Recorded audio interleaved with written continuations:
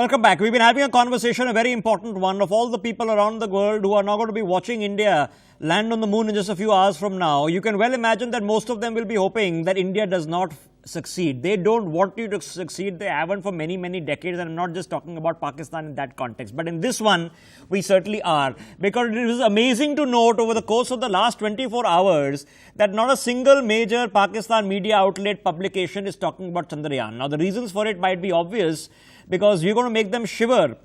Shiver not because some great military leap is about to take place, but fundamentally it exposes that when two countries separated, one went down a path that is now reaching the moon and the other went down a path to jihadi implosion. It's an important conversation because one can hope that that message percolates, because hiding an Indian flag on the moon is going to be little difficult to do even for the ISI and the Pakistani establishment. I still have all my guests with me. Let me open this up to General Asthana. General Asthana, you know, when the launch happened, right, and it was the Pakistanis themselves going that look at our agency. Now, let me give you a brief history of Suparko. The guy who founded the Pakistani space agency is called Suparko.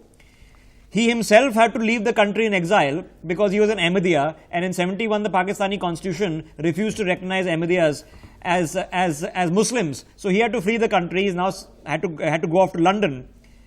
The people who've been running their space agency since are of, I think, a major general rank, and I think one has an MA degree in botany.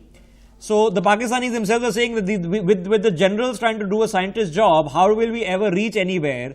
Let alone do any space launches. But the reason it is important to have this conversation is because today information travels a whole lot more freely, and broadcasts like this, I can tell you, on YouTube are seen in Pakistan, not always very favorably. But so let me get Mr. Siddhartha into this conversation. Professor Siddhartha, here it is, right? And there has to be, I was watching a lovely documentation being done of where India was in 47, where it is now on the night of ISRO landing on the moon, and how much has changed in terms of our population, in terms of where we were, in terms of our metrics, in terms of our economy. It's a different world. I was talking with one of my juniors who's working here in my organization, and we're talking about, there we go. Narendra Modi has landed in Bengaluru. He'll be heading over to the ISRO headquarters in just a short while of time. Of course, he's going to be there through the night, and we're expecting him to address the country. After this landing happens, you can see the Chief Minister of Karnataka is there, and he's going to be heading straight to ISRO, where, of course, the team is awaiting his arrival. He's recommending all of you see that landing. So are we. We're going to be here through the night live to make sure that you get that chance. But just to pick up that thought, Professor Siddhartha, here you make a decision, right, that you want to go down a path, and it's a long path. It's a very difficult path. Now, India has made these decisions at the point of bifurcation of the subcontinent. Another country has made different kinds of decisions. At some point of time, surely they've got to realize that they went down the wrong path. How does moments like this hammer it home amongst the vast public? Now, establishment, forget it. See, Pakistan was founded on a different note altogether. They were fed right from the beginning that you had ruled India for 1,000 years of a time. You are a better race. You have subjugated them for so much amount of time. You are a different people, so you qualify to be a two-nation theory. And also that you require to have your own land that is going to be completely pavitra, completely pak, completely innocent. And also that you are much better than Indians because you subjected them to some degree of a submission. Now, the textbooks of Pakistan go on to feed the same thing to the Pakistanis, and they have been feeding it for so long a time.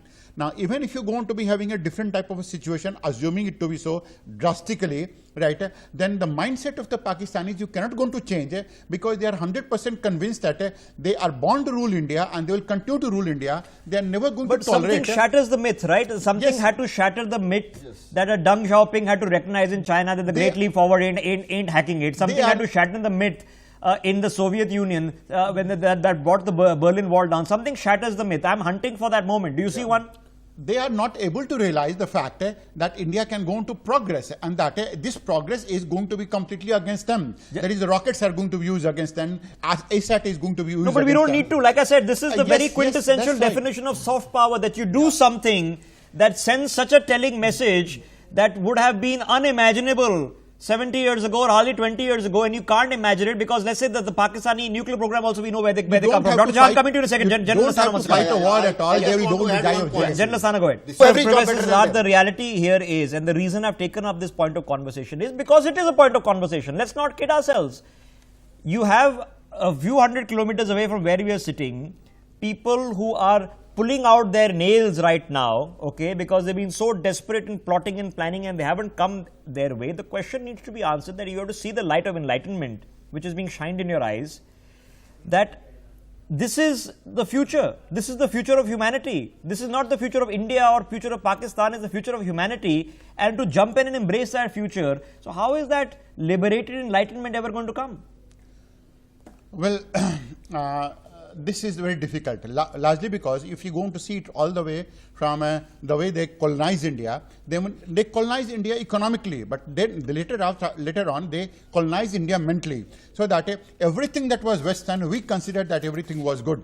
Now, it is only now that we have rediscovered ourselves to talk about our technology is good, our perseverance is good, our yoga is good, our Ayurveda is good, and we were the first one to have talked about if you're going to talk about Varamihir, Aryabhatta, Banabhatta, if you're going to talk about it, we were a space power right from the beginning, and they gave all the credit to the Greeks and the Romans in that period. Just imagine the extent of colonization and the extent of hatred. Everything was discovered by Copernicus. Before them, nothing happened. Before and after, nothing happened. Copernicus, it was Varamihir who talked about it. Aryabhatta talked about it.